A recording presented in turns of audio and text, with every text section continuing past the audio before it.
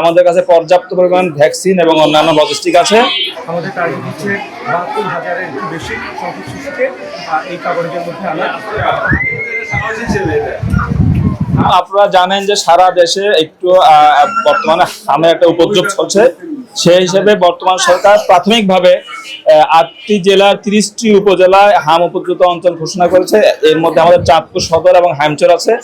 আমরা এখানে আজকে থেকে শুরু করে ২১ তারিখ পর্যন্ত ৬ মাস বয়স থেকে ৫ বছর বয়স পর্যন্ত প্রতিটি শিশুকে ইনশাল্লাহ ১ ডোজ হামের টিকা নিশ্চিত করবো। আমাদের লক্ষ্যমাত্রা হচ্ছে প্রায় ৭২,০০০ এবং আমাদের কাছে পর্যাপ্ত পরিমাণ ভ্যাকসিন এবং অন্যান্য লজিস্টিক আছে। এই চাঁদপুরকে উপদ্রুত অঞ্চল ঘোষণা করার একটা কারণ হচ্ছে গত ৩ মাসে আমরা প্রায় ১৩২ জন সন্দেহজনক হামের রোগীর স্যাম্পল পাঠিয়েছি। তার মধ্যে ৩২ জন কনফার্ম হামের কেস পাওয়া গিয়েছে। আর আমাদের চাঁদপুরের ৩টি বাচ্চা আমাদের এখানে ডেথ আছে।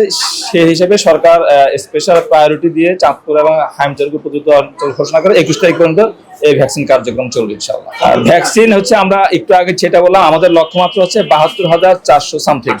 চাঁদপুরের দুটো উপজেলা, চাঁদপুর সদর এবং হাইমচর এবং চাঁদপুর পৌরসভাতেও ৬ মাস থেকে ৫ বছর বয়সী শিশুদের হামের টিকা দেওয়ার কার্যক্রম শুরু করলাম।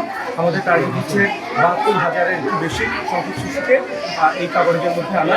চাঁদপুরে এর মধ্যে ৩২টা কনফার্ম বা কেস হয়েছে হাম শনাক্তকরণের এবং ৩ জন শিশুর অকাল মৃত্যু হয়েছে, যেটা খুবই দুঃখজনক।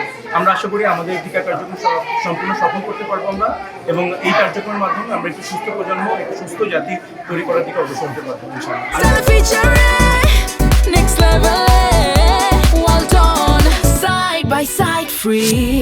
আমরা উপজেলা প্রশাসন এবং উপজেলা স্বাস্থ্য কর্মকর্তা কার্যালয়ের মাধ্যমে প্রচারণার প্রয়োজনীয় কার্যক্রম গ্রহণ করব।